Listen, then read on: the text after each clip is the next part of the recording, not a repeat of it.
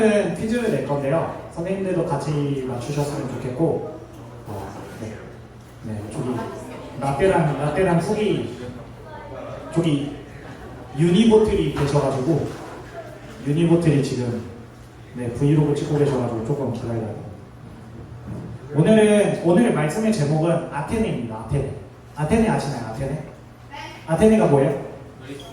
그리스에서 가장 으뜸가는 도시. 지금도 그리스의 수도가 아테네죠 아마. 그렇죠? 네, 그리스의 아테네입니다.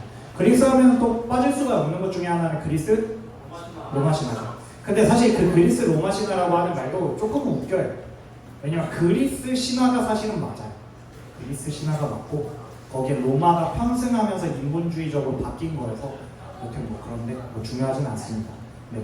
그래서 그리스 로마 신화에 관련된 문제를 낼 거고 총 8문제를 내도록 하겠습니다. 그래서 상품은 오늘은 그렇게 대단한 건 아니고 그냥 빼빼로 정도면 될 것 같습니다. 네. 빼빼로 너무 대단한가요? 그러면 추파춥스 정도로 맞추도록 하겠습니다. 빼빼로로 하겠습니다. 예찬이가 너무 대단하다 그래가지고 혹시 받으면 부담될까봐. 문제는 간단합니다. 어떻게 할 거냐면 키워드를 드리면 맞추시면 됩니다. 예를 들어 볼까요? 번개 이런 식입니다. 쉽죠? 되게 쉽죠? 이런 식으로 하면 됩니다. 근데 제가 생각하는 답과 여러분들이 생각하는 답이 다르면은 안 드릴 겁니다. 네.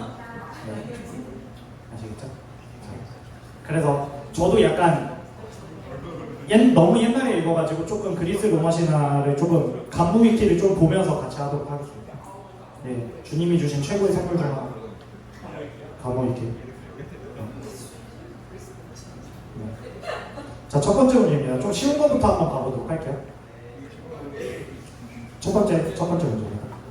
저기 그 야구장 가면 저런 거 있는 거 아시죠? 핸드폰 내세요. 오늘 조금 늦게 시작해서.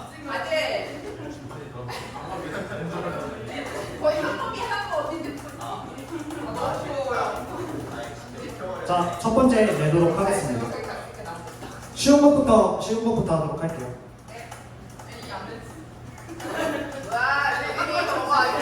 네, 좀 내야 되니까. 네. 아니 근데 나는 궁금한데 어차피 안 쓰는데 왜 안 내는 거야? 어차피 안 쓰니까 내면 되잖아. 어차피 안 쓰니까 내면 되잖아. 아니 뭔 논리야? 어차피 안 쓰면은 왜 내면 안 되는 거야? 와 역시 가죽 자켓 입어서 그런지 세졌죠 이거. 네. 첫 번째입니다. 첫 번째 키워드 3대장. 3대. 한 명입니다. 네, 잘 찍으시면 됩니다. 네, 3명 중에 1명입니다. 땡입니다. 포세이돈 정답입니다. 이렇게 하시면 됩니다. 네. 한 명만 낼 겁니다. 언제나 한 명만. 네. 한일쌤 정답입니다. 7문제 남았습니다. 두 번째 가보도록 하겠습니다.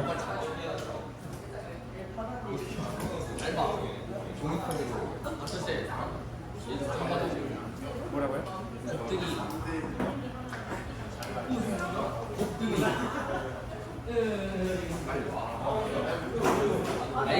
이쪽으로 좀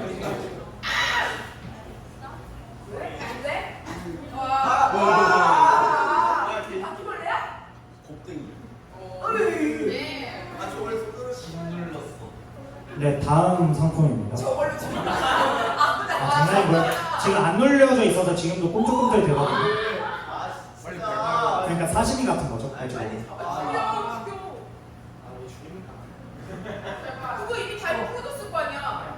어차피 못 쉬어. 지금 못하는 인생 아니야?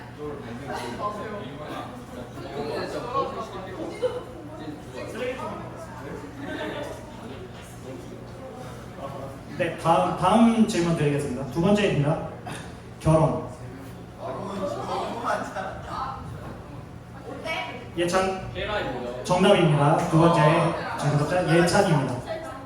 세 번째입니다.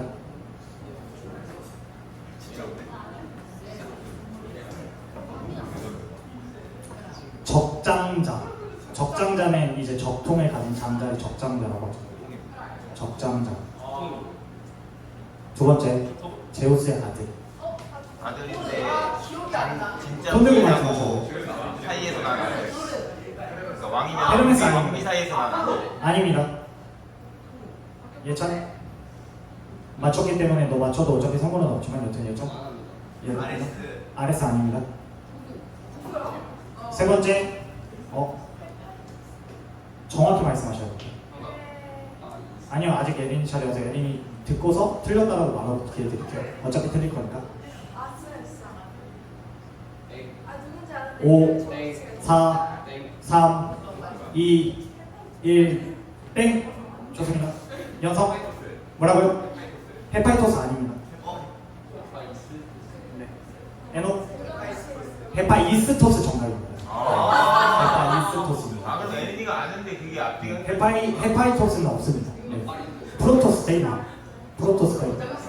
헤파이스토스입니다. 다음입니다.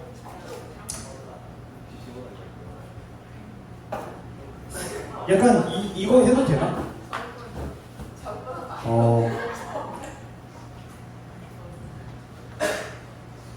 왕비. 너무 많아요. 왕비가 되게 많다고요? 제가 알기로 왕비는 2명밖에 없습니다. 올림포스 신에서. 가이아 아닙니다. 가이아는 왕비가 아니라 여왕의 역할로 나오고요. 최초의 신으로 나옵니다. 가이아. 네, 그러니까 내가 말한 것과 그쵸, 다르죠. 움직인 것과 다르다 이거지? 두 번째, 아닙니다. 헬라는 참고로 북유럽 신이어서 저기 토르 친구입니다. 네, 헬라는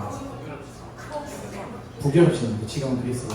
자, 다음으로 가보겠습니다. 지옥.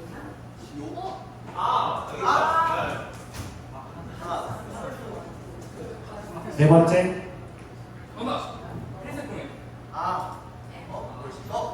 페르세포네 정답입니다. 왜 어라고 하는 거죠? 제가 지금 그러니까 페르세포네도 또 헤파이스토스 이런 거 아닌가 해가지고 지금 생각하고. 네, 정답입니다. 다음입니다. 요정. 이거는 약간 요정이 정확한 키워드는 아닌데 그리스 로마 만화책을 보면 요정처럼 나옵니다. 손 들고 말씀하셔야 돼요. 손 들고 말씀하셔야 돼요. 손 들고. 당연히 손 들고. 정답. 아닙니다.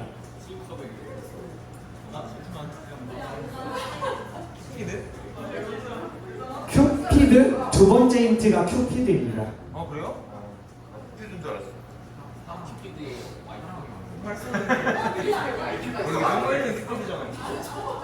얘는 정확히 말하면 신이 아니었는데 신의 지위로 올라간 친구고요. 에로스? 아닙니다. 에로스는 큐피드의 다른 이름입니다. 푸시케 정답입니다. 네, 푸시케. 복잡하구나 이게.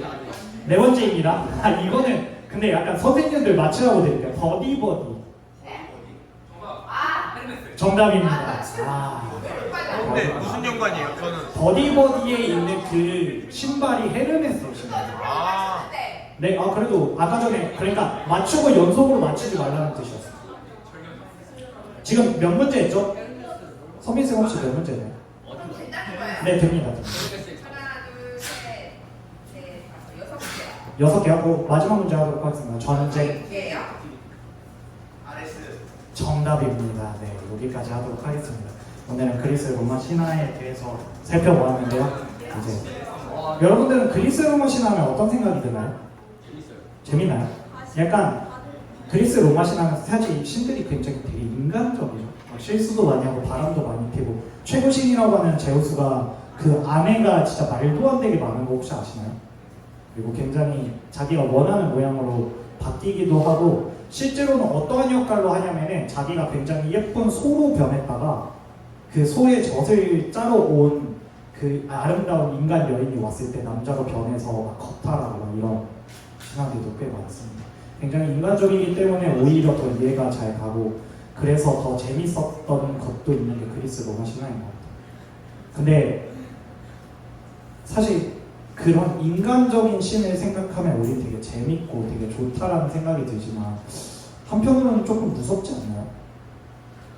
제우스는 사람을 죽이는 순간들도 굉장히 많이 나옵니다. 근데 그 이유가 그냥 마음에 들지 않았어요.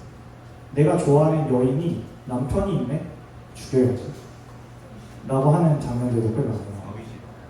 언제나 자기 아내에게 사랑을 고백하고서 지상으로 내려와가지고 바람을 핍니다.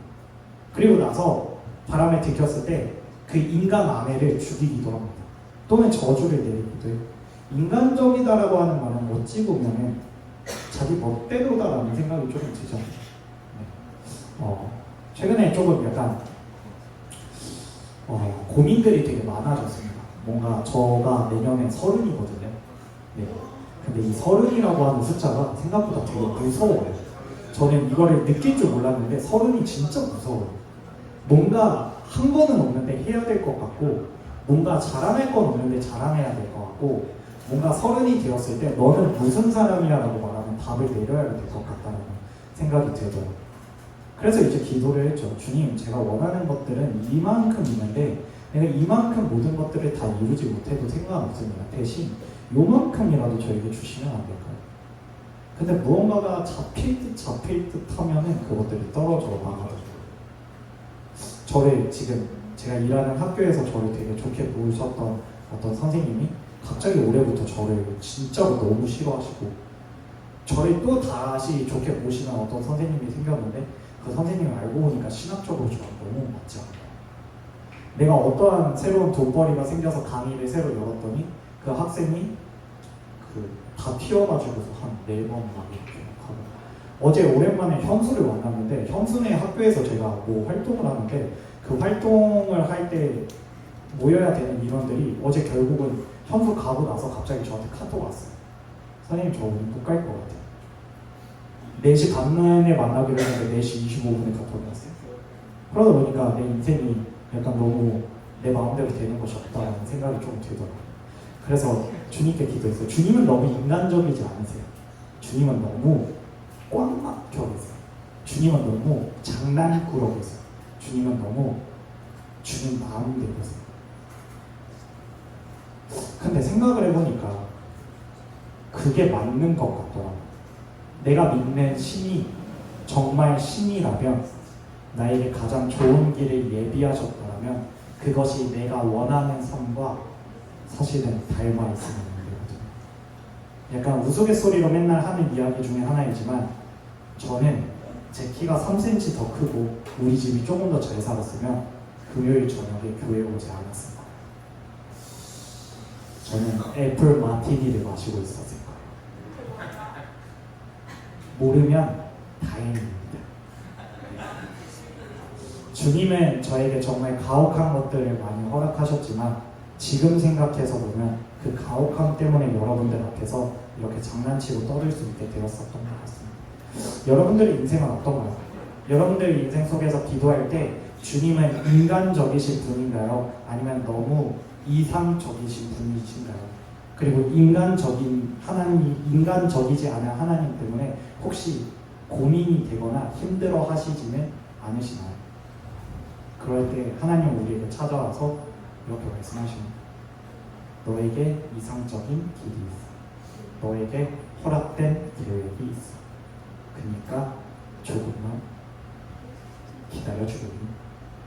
우리 그러한 마음을 함께 모으면서 찬양하기를 원하는데요. 합심이라는 찬양 드릴 텐데 진짜 말 그대로 여러분들이 합심하면서 찬양을 드렸으면 좋겠습니다.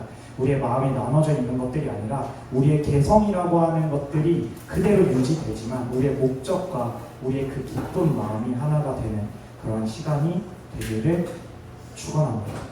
다 같이 찬양 드리겠습니다.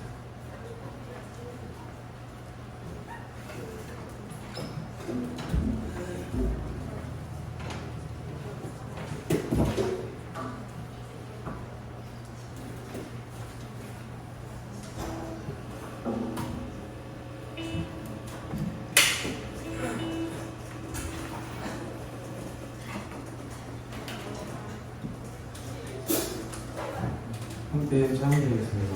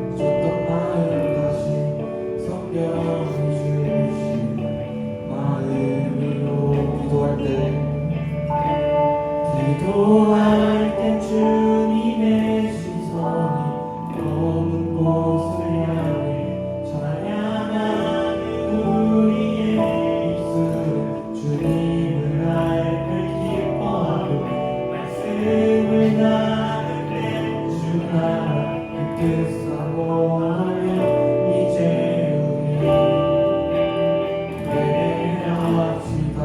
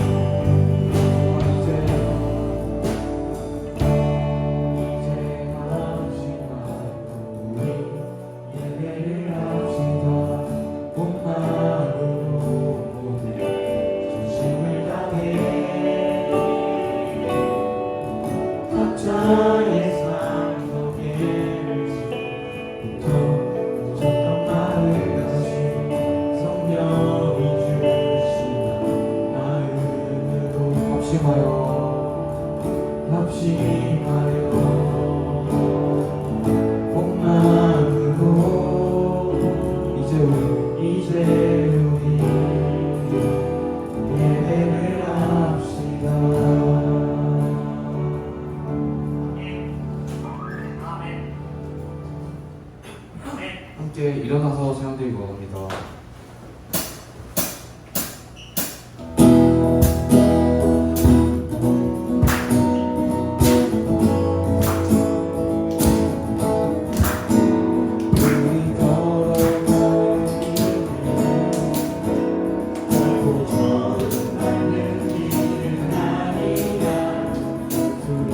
주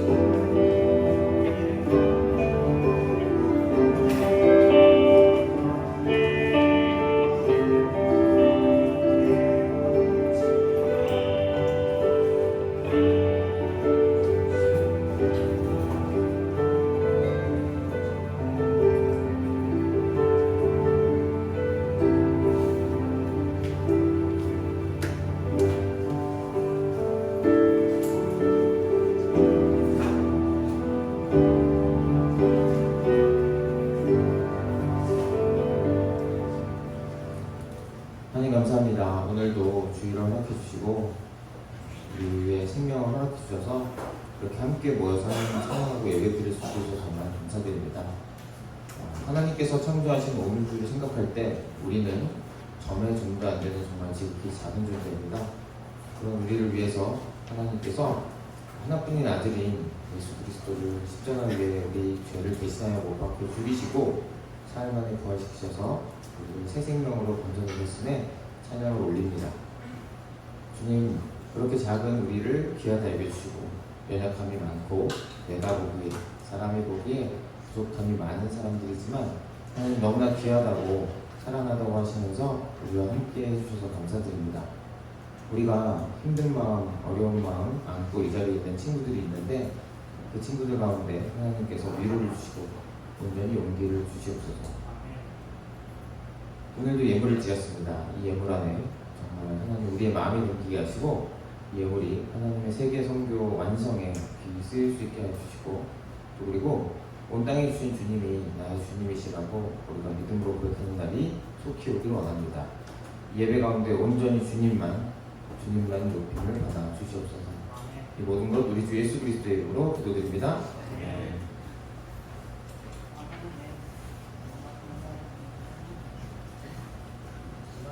네, 반갑습니다 여러분. 9월 29일 주일 청소년배회 설교 함께 말씀 나누고자 합니다. 오늘은 이제 바울이 드디어 아테네로 갔습니다. 이제는 터키 지방을 넘어서 그리스 지역으로 유럽으로 간 것 같죠. 그래서 유럽의 그리스의 수도로 갔기 때문에 여기는 이제 여러분들이 아시겠지만 성지순례라고 하죠. 바울의 선교지들을 여행하는 성지순례 일정이 그 여행사에 있어요. 근데 그 코스가 관광지랑 겹치기도 해요. 왜냐면은 당연히 유럽에 있는 도시들하고 겹치니까 그리스 아테네만 해도 볼거리가 많으니까 관광지랑 겹치기도 하거든요. 그래서 아테네로 온 바울을 한번 오늘 살펴보도록 하겠습니다. 그래서 16절에서 34절까지 내용이 좀 긴데 그 중에서 일부만 읽겠습니다. 22절부터 34절까지 제가 먼저 읽고 번갈아 가면서 읽다가 마지막에 함께 읽도록 하겠습니다. 제가 먼저 읽겠습니다. 바울이 아레오바고 법정 가운데 서서 이렇게 말하였다. 아테네 시민 여러분, 내가 보기에 여러분은 모든 면에서 종교심이 많습니다. 내가 다니면서 여러분이 예배하는 대상들을 살펴보는 가운데 알지 못하는 신에게 나눠생긴 재단도 보았습니다. 그러므로 나는 여러분이 알지 못하고 예배하는 그 대상을 여러분에게 알려드리겠습니다. 우주와 그 안에 있는 모든 것을 창조하신 하나님께서는 하늘과 땅의 주님이시므로 사람의 손으로 지은 신전에 거하지 않으십니다. 또 하나님께서는 무슨 부족한 것이라도 있어서 사람의 손으로 섬김을 받으시는 것이 아닙니다. 그분은 모든 사람에게 생명과 호흡과 모든 것을 주시는 분이십니다.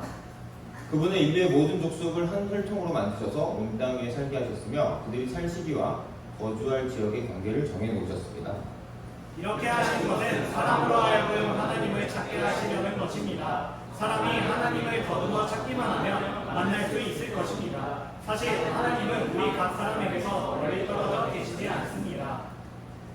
여러분의 시인 가운데 어떤 이들도 우리도 하나님의 자녀이다 하고 말한 바와 같이 우리는 하나님 안에서 살고 움직이고 존재하고 있습니다. 그러므로 하나님의 자녀인 우리는 사람의 기술과 보안으로 금이나 은이나 돌에다가 새겨서 만든 것과 같다고 생각해서는 안 됩니다. 하나님께서는 무지했던 시대에는 눈 감아 주셨지만 이제는 어디에서나 모든 사람에게 회개하라고 명하십니다. 그것은 하나님께서 세계를 정의로 심판하신 날을 정해놓으셨기 때문입니다. 하나님께서는 자기가 정한 세상을 심판하실 터인데 그를 죽은 사람들 가운데서 살리심으로 모든 사람에게 확신을 주셨습니다. 그들이 죽은 사람들의 부활에 대해서 들었을 때 더러는 비웃었으나 더러는 이 일에 관해서 당신의 말을 다시 듣고 싶소 하고 말하였다. 이렇게 바울은 그들을 떠났다. 함께 읽겠습니다. 그러나 몇몇 사람은 바울 편에 가담하여 신자가 되었다. 그 가운데는 아레오바고 법정의 판사인 디오누시오도 있었고 다마리라는 부인도 있었고 그 밖에 다른 사람들도 있었다. 네. 오늘 설교의 제목은 아테네입니다. 계속해서 복음을 선포하는 내용이기 때문에 사실은 도시 위주로 계속 설교 제목을 정하고 있습니다. 바울은 계속 도시를 그리고 사람들이 많이 모이는 유명한 도시 위주로 효과적으로 복음을 전파하려고 이동을 하는데 뜻하지 않게 때때로는 이렇게 쫓겨서 오는 경우도 있습니다. 사실 아테네는 쫓겨서 온 경우죠. 의도한 경우라고 보기는 힘들어요. 왜냐하면 데살로니가와 베레아에 있었던 일 때문이죠. 데살로니가의 유대 사람들한테 복음을 전했을 때 믿은 사람도 있고 안 믿은 사람도 있었지만 여기는 격렬한 반대가 있었어요. 그래서 베레아로 갔더니 베레아 사람들은 열린 마음으로 바울의 설교를 연설을 들었고 예수님을 전했던 걸 들었고 성경을 묵상하고 생각함으로 받아들였죠. 그런데 데살로니가 사람들은 베레아 가서 전해? 나도 따라가서 가만두지 않겠어 왔기 때문에 바울을 바닷가로 떠나보냈습니다.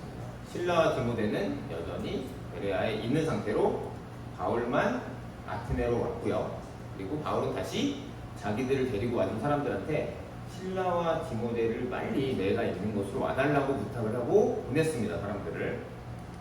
자, 그래서 지도를 보면은 전체 2차 전도여행 지도인데 여기만 보다 보면 이제 드로아에서 환상을 봐서 올라왔죠. 데살로니가 베레아. 여기서 꽤 멀리 갔습니다. 아테네. 이쪽은 마게도니아라고 하고 이쪽은 아게아라고 합니다. 그래서 아테네 지역에 학교 선생님이 많이 주셨듯이 지금도 그리스의 수도죠. 아테네로 왔습니다. 자, 이제 실라와 디모데를 기다리면 되는데 일단 아테네에 대해서 좀 설명을 해드려야 될 것 같아요. 아테네는 워낙에 유명한 도시고 여기서 저도 문제 하나 내겠습니다. 쉬운 문제일 수도 있는데 이거는 선생님들 제외하겠습니다. 왜냐면 주일 설교에 나왔기 때문에. 자, 이거 아테네도 신의 이름에서 비롯된 건데 이 신의 이름과 어떤 신인지를 맞추시면 되는데요. 지난번에 누가 맞췄죠? 몇 학년이 맞췄죠? 정한이가 맞췄어요? 그거 1부 때 안 나왔어요. 네? 선생님도 1부 때 그거 설명 안 했어요. 자, 그래서 정한이 다음이 무슨 학년이죠? 애녹입니까? 연재. 근데 연재가 맞췄어 그때. 그거 맞추지 않았어요? 그래요? 그럼 연재. 패스. 자, 그 다음에 학년 누굽니까? 에녹이 맞나요? 네, 에녹이. 지혜의 신. 지금 지혜 하나만 있진 않아서. 여러 가지가 있는데 대표적인 걸로 하나만 들어주셔야 되거든요. 제가 생각한 거랑 약간 달라서 죄송하지만. 자, 그러면은 그 다음 학년 고1 누굽니까? 제가 생각한 게 있어요.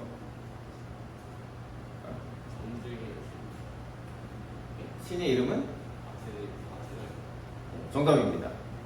대표적인 것 중에서도 전쟁의 여신입니다. 전쟁의 남신이 누구죠? 네, 그래서 짝으로 해서 전쟁의 여신하면은 아테네가 검색이 됩니다. 그래서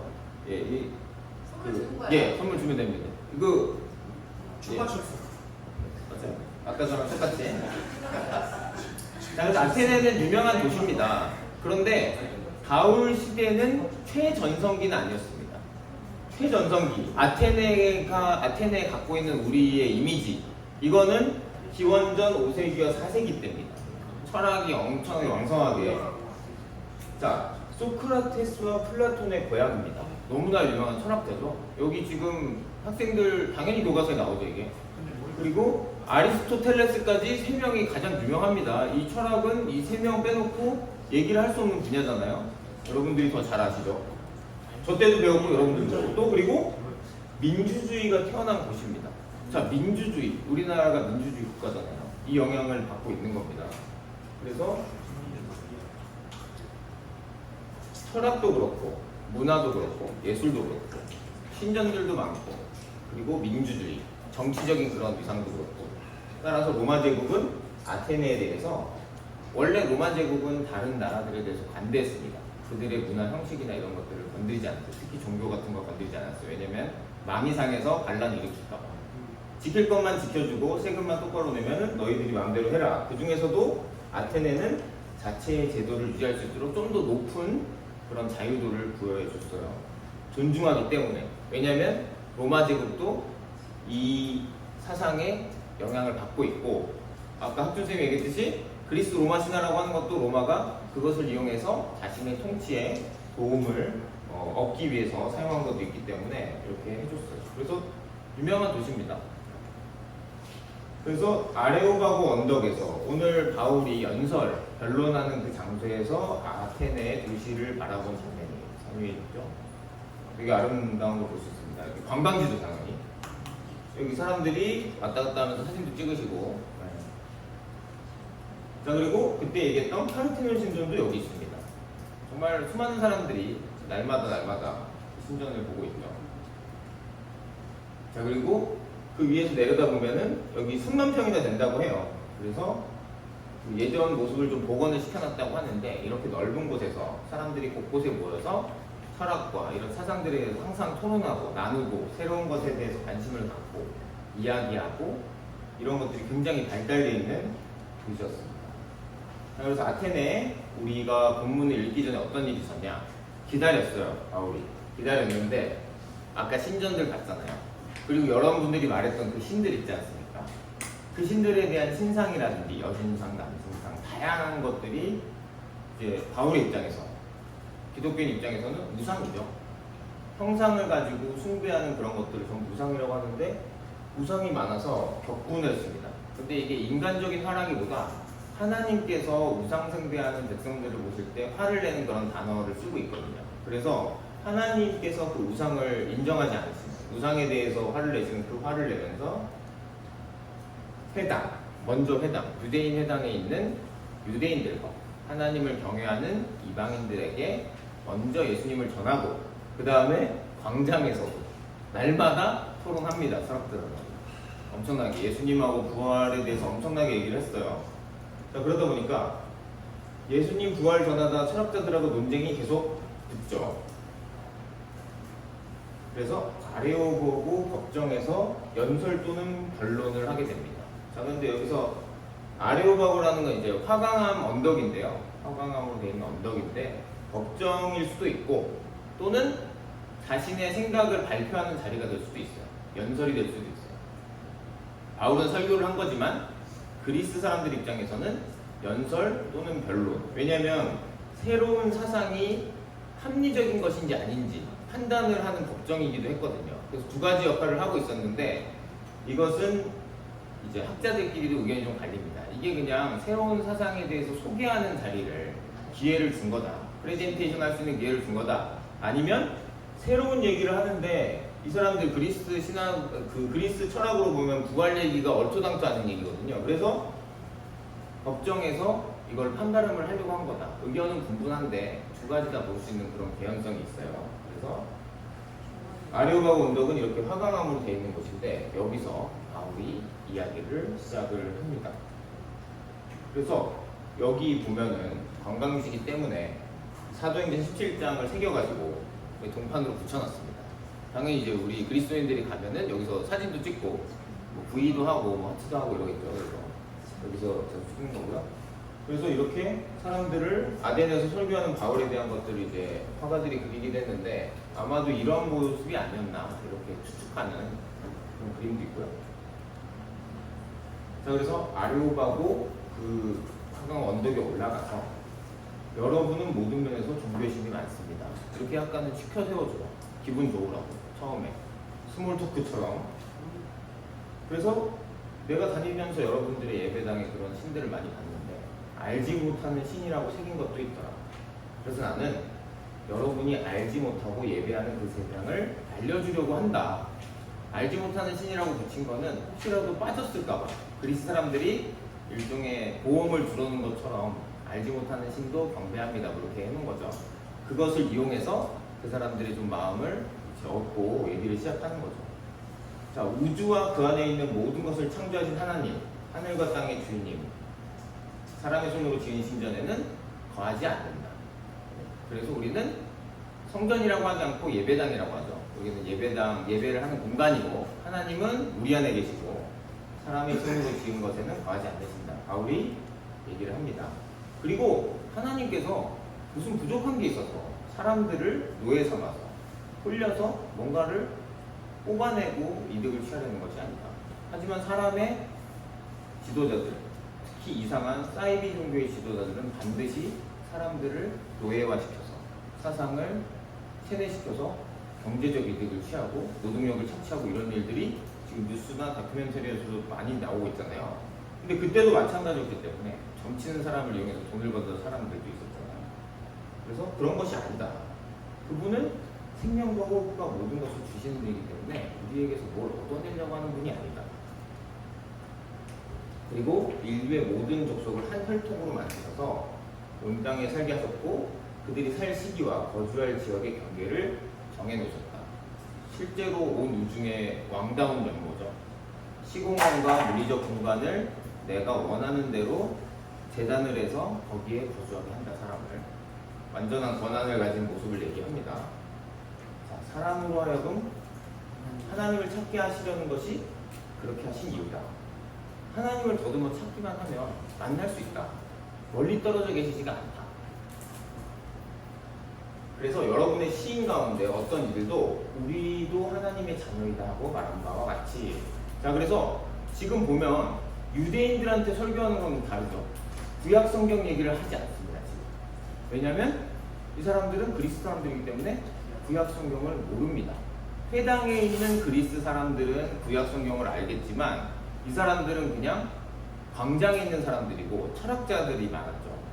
모르기 때문에 너희들의 신인 가운데서 우리도 하나님의 자녀이다. 하나님이라는 표현보다 신의 자녀이다라고 한 이거 자료를 찾아보니까 아라토스라는 시인이 그런 얘기를 했었대요. 그래서 시인을 잘 아는 것을 꺼내서 얘기를 하는 거죠. 알아들을 수 있게. 그러니까 마치 우리로 치면은 BTS 팬한테 BTS 노래 예를 들면서 설득하는 것과 비슷한 거죠. 우리가 좋아하는 것들, 인정하는 것들을 예로 들어서 생각을 전하고 있죠. 또 그리고 우리는 하나님 안에서 살고 움직이고 존재하고 있습니다. 이것도 철학자의 말이에요. S.P. 데메시스라는 철학자죠. 그래서 그 철학자의 말을 인용을 해서 구약 성경은 어차피 모르니까 이 사람들이 잘 알고 있는 것을 이용해서 자신의 생각을 전하는 바울을 볼 수 있습니다. 그래서 하나님의 자녀인 우리는 사람의 기술과 고안으로 금이나 은이나 돌에다가 새겨서 만든 것에 그것과 같다고 생각하면 안 된다. 하나님 비판을 하고 있는 거죠. 이게 좀 쓴소리가 들어가죠. 저기 신전들에 있는 신상들, 모든 형상들 비판을 하고 있습니다. 뭐 지금도 그런 형상이나 신상은 있죠. 다른 종교나 이런 거 가면 있고, 또 그리고 사람이 만든 것에도 사람이 경배하는 경우가 있죠. 되게 우스운 모습이죠. 저는 요즘에 AI가 발달하고 있다고 하잖아요. 그래서 사실은 AI가 설교도 쓸 수 있고 여러 가지 미래를 예측해서 말을 해줄 때 그것을 숭배하는 종교도 생겨날 수 있다는 기사를 접하고 되게 섬뜩했어요. 아, 그럴 수 있겠다. 인간이 물론 안 그런 사람도 있겠지만 어떤 사람들은 분명히 그런 것에 의지할 수 있겠다. 왜냐면 설교도 하고 그럴듯하게 얘기해 줄 수 있고 미래를 예측하는 것도 AI가 발달하면 할수록 그럴 수 있으니까. 그런데 그것도 결국에는 사람이 만들어낸 거죠. 거기다 경배하는 것은 똑같이 본질이 우상 숭배입니다. 그런 거를 하면 안 된다라고 얘기를 합니다. 하나님께서는 무지했던 시대에는 눈 감으셨지만 이제 예수 그리스도가 오셨고 다시 십자가 위에서 죽음과 부활로 새 생명 주시고 승천하셔서 다시 오시는 이때는 모든 사람이 회개하라고 명하신다라고 얘기를 해주고 있습니다. 왜냐하면 하나님께서 세계를 정의로 심판하실 날을 정하셨다. 자기가 정하신 사람, 예수님이 다시 오셔서 심판하시는데 죽은 사람들 가운데서 살리심으로 부활이죠. 모든 사람에게 확신을 주셨다. 증거를 주셨다. 이렇게 진짜 하고 싶은 얘기를 여기서 하죠. 자, 그런데 죽은 사람들의 부활을 들었을 때 더러는 비웃고 그리고 더러는 이 일에 관해서 당신의 말을 다시 듣고 싶소 하고 관심을 보였어요. 자, 여기 굉장한 지적인 엘리트입니다. 그리스의 철학자들 가운데서도 귀뚱으로도 앉는 사람도 있고 비웃는 사람도 있고 그런데 듣는 사람도 있다는 겁니다. 그건 요즘도 마찬가지죠. 정말 유명한 대학, 뭐 아이비리그라든지 아니면 우리나라로 치면은 스카이 대학이 유명하잖아요. 아무래도 뭐 카이스트라든지 거기에 하나님 신실하게 믿고 계시는 과학자라든지 교수님들이 계시죠. 그렇기 때문에 꼭 지적 수준에 따라서 예수님을 믿고 안 믿고는 결정되는 게 아니다. 지식이 높은 사람도 하나님께서 빛을 주시고 하면 다 믿게 된다. 이런 부분들을 알 수가 있고 이때 당시도 마찬가지였습니다. 어느 계층이든 어느 사람이든 어디서든 사람은 두 가지로 나뉘게 됩니다. 예수님을 믿고 받아들이게 되거나 아니면 거부하거나. 자, 그래서 죽은 사람의 부활에 대해서 왜 비웃냐면은 일단은 여러 가지 학파가 있잖아요. 여기 본문에 보면은 에피쿠로스 학파, 스토아 학파. 저도 학생 때가 생각나더라고요. 기억을 가물가물해서 몇 번 찾아보긴 했는데 중요한 거는 그 사람들은 부활을 믿질 않아. 에피쿠로스 학파는 신은 창조를 하고 저 멀리 떨어져서 우리를 보고 있다. 이런 쪽이고, 그리고 스토아 학파는 모든 것에 다 신이 깃들어 있다. 그래서 에피쿠로스 학파는 이거 원자 분자로 이루어진 거기 때문에 어차피 그런 거 없다. 부활 같은 거 없다. 다 죽으면 그냥 물질로 돌아가는 거다. 자, 그런데 스토아 학파는 영혼은 불멸이다. 육체 안에 갇혀있을 뿐이다. 그러면 죽으면 육체는 죽고 영혼만 남으니 진정한 자유와 해방이다. 이런 식의 생각을 갖고 있었는데 어찌 되었건 두 학파 다 부활은 말이 안 되죠. 원자 분자밖에 없는데 부활이 있을 수 없고, 또 그리고 영혼이 해방됐는데 진정한 자유를 갖게 됐는데 다시 부활해서 육체 안에 가둔다고? 이러니까 비웃는 거예요. 비웃었는데 그 가운데서도 어떤 사람들은 관심을 보였다는 거죠. 더 듣고 싶어요 라고 얘기했어요. 자, 그런데 바울이 그들을 떠났다고 얘기합니다. 이 갑작스러운 이런 것 때문에 법정에서의 변론이었다라고 얘기한 학자분들이 있는 거예요. 이런 것 때문에. 그런데 몇몇 사람은 가을편에 가담해서 신자가 됐습니다. 예수님을 받아들였어요. 특히나 여기서 명시하고 있는 게 아레오바고의 법정의 판사인 디오누시오라고 되어 있는데요. 법정 관리라고 되어 있는데 이게 한 30명 정도였다고 해요. 그 중에 한 명이 받아들였으니까 좀 주목할 만한 거고, 다마리아라는 부인이 있었습니다. 그래서 기부인으로 추정은 되지만 정확하진 않아요. 그 밖에 다른 사람들도 있었습니다. 그렇지만 다른 기록을 보아도 이 아테네에는 교회가 형성되지 못했습니다. 그러니까 믿는 사람들이 모여서 공동체를 이뤘다라고는 보기가 어려운 거죠. 그렇기 때문에 이것을 가지고 아테네 사역은 실패가 아니냐 이렇게 얘기하는 학자들도 있지만 어쨌든 숫자만 가지고 얘기할 수는 없는 거니까. 한 영혼을 구원하는 그 길은 우리가 숫자만 가지고 판단을 할 수는 없는 거기 때문에 하나님께서 이 지적인 철학의 도시 아테네에서 이렇게 바울을 사용하셔서 설교를 전하시고 예수님을 믿는 사람들을 몇몇을 구원해 내셨습니다. 자, 그래서 아테네에 대해서 다시 한번 정리해보면 철학자들 앞에서 거침없이 예수님을 전하는 바울을 볼 수 있습니다. 일단 바울은 그리스 철학에도 능통했습니다. 물론 철학자들만큼 그 이상으로 압도했냐라고 하면 그렇게까지 보기는 어려울 수 있겠지만 그들과 대등하게 토론을 할 수 있을 정도의 그런 지적 수준이 있었고, 또 그 안에서도 그들의 말을 이용해서 성경의 메시지를 전하는 그런 굉장히 그런 전략을 보여주죠. 근데 사실은 바울이 성령님의 도움이 안 됐으면 그런 것들이 가능했을까? 사실은 이게 누군가가 정말 유명한 학자들이 모여있는 대학에, 뭐 우리나라로 치면은 서울대죠. 서울대, 외국이 좀 하버드, 스탠포드, 콜롬비아 이런 데 있잖아요. 그런데 그냥 가가지고 교수들이랑 토론해가지고 그렇게 할 수 있는 자신감 있는 사람이 몇이나 있겠습니까? 더군다나 이 그리스 도시들은 수사학이 너무나 발달되어 있는, 수사학을 여러분들 아시는 대부분 아실 거예요. 여기는 사람을 설득하는 기술 아닙니까? 어떻게 해야 사람의 마음을 얻고, 아까 전에 칭찬한 것도 수사학에 한 기술이죠. 어떻게 해야 사람의 마음을 움직이고 설득하고 이런 것들이 정말로 이렇게 고도로 잘 훈련되어 있는 사람들 앞에서 이렇게 혼자서 힘도 아니고 이렇게 전할 수 있다는 사실이 하나님께서 그와 함께 해주시고 그의 마음을 지켜주셨던 게 아닐까라고 생각해 볼 수 있고요. 또 그리고 그리스 철학자들이 이해하기 쉬운 표현으로 바꿔서 예수님을 전하는 바울을 볼 수 있습니다. 그래서 이것을 상황화라고 하는데요. 성교 용어로. 그러니까 이 사람들한테 맞춰서 얘기를 한다는 거예요. 핵심은 예수님이 우리를 위해 죽으셨고 부활하셨고 우리를 구원해 주셨다.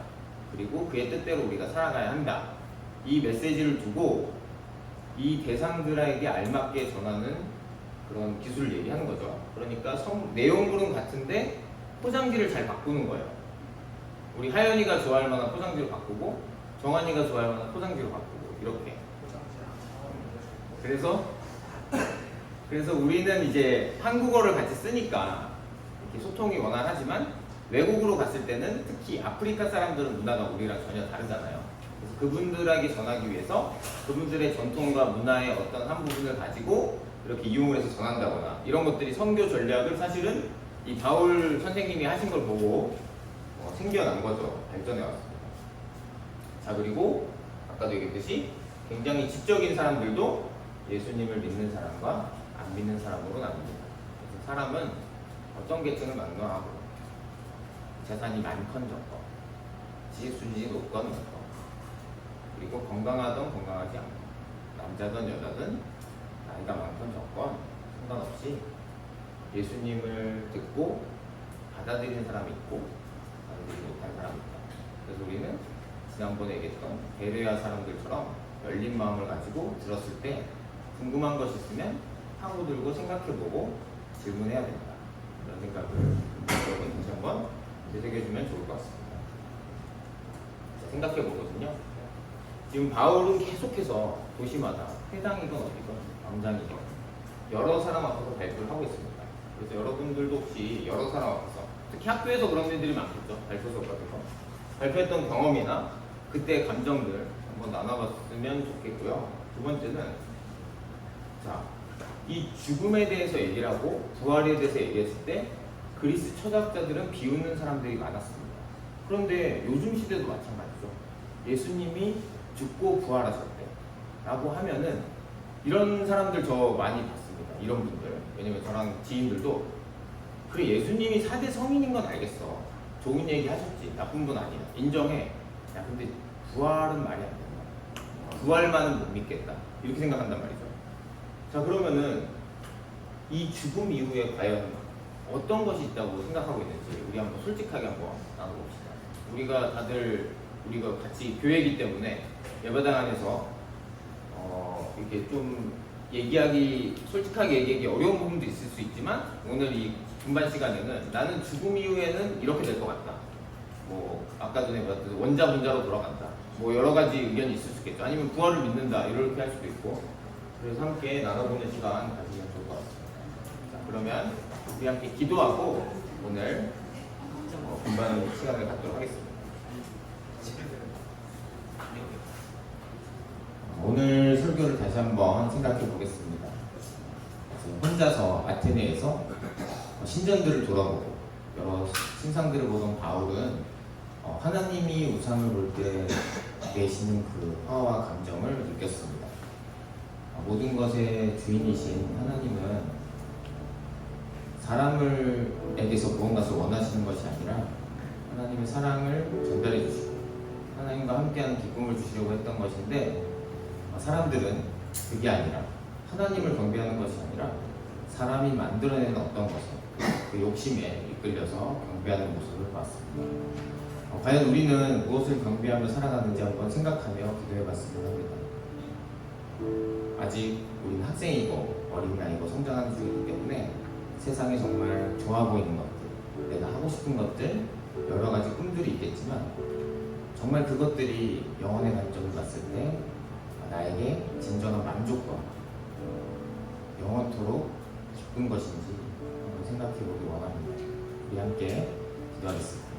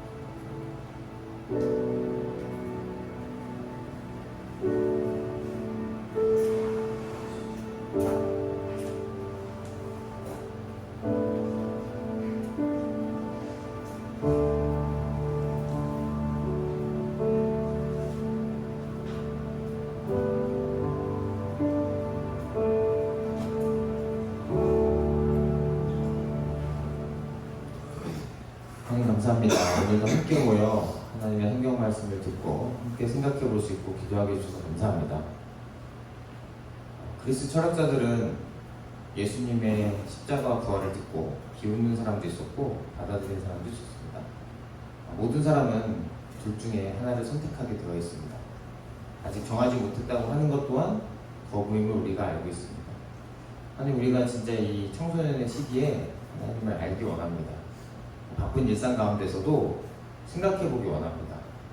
주님, 우리에게 하나님을 알려주시고 깊게 생각할, 상고할 그 시간을, 은혜를 허락하여 주시옵소서. 영혼의 관점에서 이 모든 것들을 생각하는 게 정말 중요하고, 또 우리가 속해 있는 학생의 해야 할 것들도 정말 중요합니다. 우리 고3 수험생들은 이제 수능을 한 달 반 정도 앞두고 있고, 입시 과정은 이미 시작했고, 취업을 준비하는 사람들도 정말 계속해서 긴장감 속에서 준비를 하고 있습니다. 하나님께서 우리 학생들을 지켜주시고 그 마지막 연말까지 그 과정들을 온전히 지켜주셔서 성실히 노력한 만큼 그 결과를 얻을 수 있도록 하나님께서 지켜주시옵소서.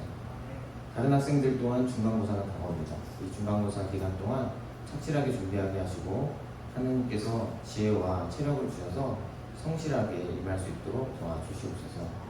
뭔가 힘들고 어려운 일이 있을 때 정말 하나님 앞으로 나가서 간절히 원하면 하나님 부르짖으면 하나님께서 당연히 도와주실 것을 믿습니다. 우리의 마음을 위로해 주시고 우리가 힘들 때마다 용기를 낼 수 있도록 우리를 도와주시옵소서. 이 모든 것 우리 주 예수 그리스도의 이름으로 기도드립니다. 아멘.